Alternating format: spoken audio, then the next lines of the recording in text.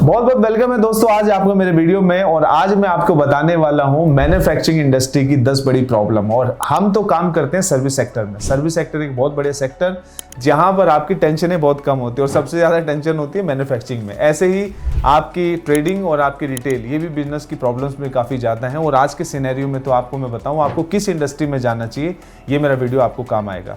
Service sector एक बहुत बड़े सेक्टर है और फूड इंडस्ट्री से जुड़ा हुआ सेक्टर होता है हमारा सर्विस सेक्टर। और जहां पर हम हॉस्पिटैलिटी का काम करते हैं, बड़े बड़े किचन इंडिया में मैं चलाता हूं। मेरा नाम बॉबी सिंह है और मेरा कॉर्पोरेट ऑफिस है मोहाली के अंदर। और पूरे हिंदुस्तान के अंदर कश्मीर से चेन्नई तक 45 से ज़्यादा सिटी में मेरे काम चलते हैं। 100 से ऊपर हम किचन चलाते हैं। 350 प्लस किचन का आज एक्सपीरियंस है और बहुत सारी जॉब अपॉर्चुनिटी हम देते हैं। और जो लोग फूड का बिजनेस करना चाहते हैं हम उनको अपने साथ जोड़ते हैं।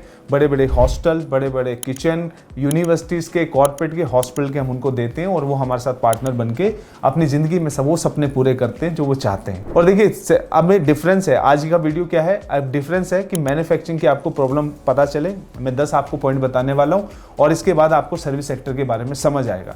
थोड़ा लंबा जरूर वीडियो होने वाला है पर इस थोड़े से लंबे वीडियो में आपके लिए करियर की बहुत सारी अपॉर्चुनिटी छुपी हुई है। आप जानेंगे कॉन्ट्रैक्ट फूड बिजनेस को, इससे मैं रिलेट करूंगा। चलिए वीडियो शुरू करते हैं। बहुत बहुत स्वागत है आपका।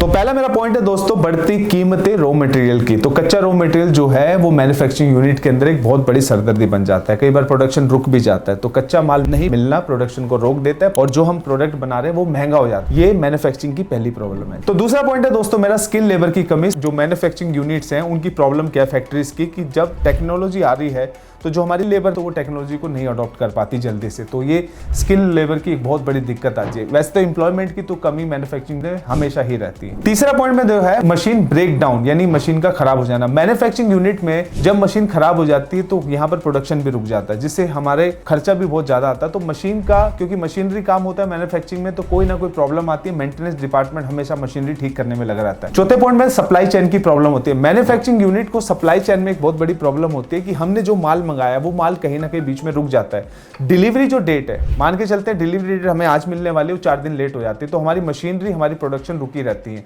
तो कच्चे माल का जो सप्लाई चेन है उसमें बड़ी प्रॉब्लम है। तो सप्लाई चेन का नेटवर्क बहुत बढ़िया होना चाहिए। कई बार क्या होता है, जहां से हम कच्चा माल मंगवाते हैं, जहां पर हम कहीं से भी माल मंगाते हैं, सप्लाई चेन नहीं होने की वजह से माल हमारे पास नहीं पहुंचता है और हमारी प्रोडक्शन में डिले होता है और ये ओवर कॉस्ट कंपनीज के ओनर के ऊपर पड़ती है। तो 5वें पॉइंट में चलते हैं, high fuel cost, high energy. तो क्योंकि क्या है कि आज जो भी फैक्ट्रीज है उसमें फ्यूल लगता है, बिजली लगती है। तो ये बिजली और जो फ्यूल है इसकी कीमतें बढ़ती रहती है, जो कि हमारे जो मैन्युफैक्चरिंग यूनिट वाले भाई हैं उनकी दिक्कतें ये होती हैं कि वो बार बार रेट बढ़ते रहते हैं। फ्यूल का कॉस्ट बढ़ती है, बिजली कॉस्ट बढ़ती है, तो कहीं ना कहीं उनके प्रोडक्ट पे वो असर डालती है। छठे पॉइंट में आता है क्वालिटी कंट्रोल इशू। हम हजारों प्रोडक्ट जब हम बनाते हैं तो कहीं ना कहीं प्रोडक्ट सेम नहीं बनता है और जब सेम प्रोडक्ट नहीं बनता तो विश्वास टूट जाता है कस्टमर का। इसलिए क्वालिटी और सेम प्रोडक्ट होना मैन्युफैक्चरिंग यूनिट के लिए एक बड़ा चैलेंज है और यहाँ पर हमें बार बार कहीं ना कहीं क्वालिटी के इशू आते ही रहते हैं मैन्युफैक्चरिंग यूनिट्स वालों को। और 7वें पॉइंट में स्ट्रिक्ट गवर्नमेंट रेगुलेशन। अब इसमें क्या है कि गवर्नमेंट में देखिए एम्प्लॉय के लिए रेगुलेशन अलग है, मैन्युफैक्चरिंग के लिए,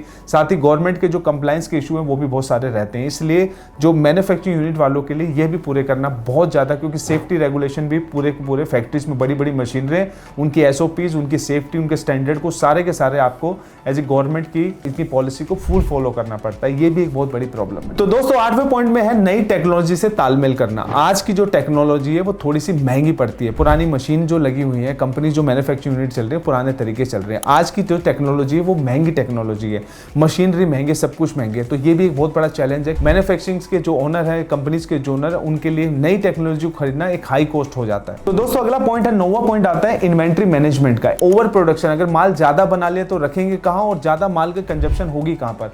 तो ये सबसे बड़ी बात है कि अपनी कॉस्ट बचाने के लिए ओवर प्रोडक्शन कर लेते हैं। मैन्युफैक्चरिंग की एक बहुत बड़ी प्रॉब्लम है, तो ये एक बहुत बड़ा चैलेंज आता है मैन्युफैक्चरिंग यूनिट। 10वें पॉइंट से आता है वर्कर की सेफ्टी। बड़ी बड़ी मशीन, केमिकल के बीच में काम करना, प्रोडक्शन जो चलती है उसके अंदर हीटिंग भी बहुत होती है।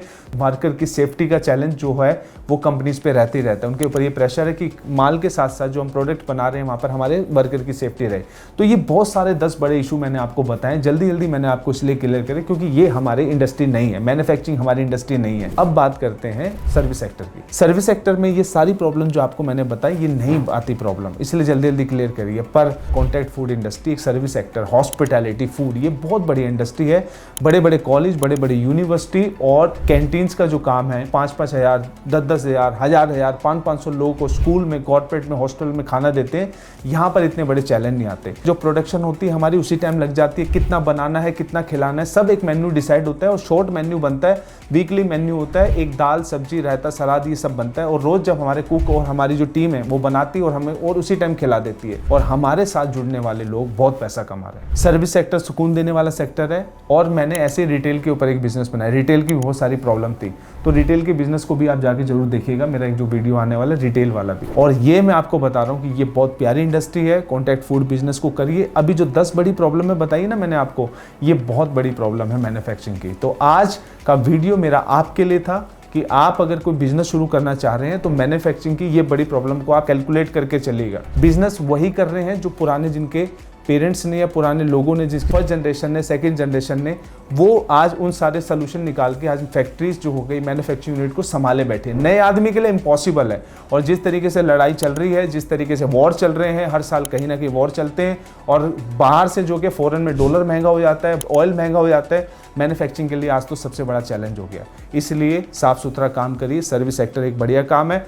कॉन्ट्रैक्ट फूड बिजनेस क्या है, इसकी जानकारी आपकी स्क्रीन पे मेरा नंबर है, इस पर कॉल करिए। हमारी कंपनी हिंदुस्तान के बड़े बड़े कॉर्पोरेट के किचन चलाती है, जहां पर हम अपॉर्चुनिटी देते हैं बड़े कैफेटेरियाज की, स्कूल में आपको अपॉर्चुनिटी देते हैं, कॉर्पोरेट में अपॉर्चुनिटी, इंडस्ट्री में देते हैं, जहां पर इनको खाना जाता है। वीडियो क्लोज करने से पहले मैं आपको बता दूं, जितनी भी बड़ी मैन्युफैक्चरिंग की इंडस्ट्रीज है उसमें 500,000 वर्कर्स को खाना दिया जाता है, क्योंकि वो बड़े हैवी मशीनरी में, केमिकल में काम करते हैं, उनकी मेहनत का काम होता है। तो आज के टाइम में बड़ी बड़ी कंपनीज में खाना दिया जाता है अपने वर्कर को, इंडस्ट्रीज के अंदर, और जहां का बिल 10 से 15-20 लाख का बनता है, और यहाँ आप 2 से 3-4-5 लाख रुपए कमाते हैं। अगर ये बिजनेस आपको सीखना है, करना चाहते हैं, तो ये मेरा वीडियो है। हमारी कंपनी को सर्च करिए, मेरा नाम बॉबी सिंह है। आप आइए और हम आपको बहुत सारी अपॉर्चुनिटी कैसे ली जाती हैं, कैसे काम करते हैं, वो सब कुछ बताएंगे। तो कॉन्ट्रैक्ट फूड इंडस्ट्री को बहुत बढ़िया ऐसी इंडस्ट्री जहां हम आपको समझाएंगे। बहुत बहुत धन्यवाद मेरा वीडियो देखने के लिए।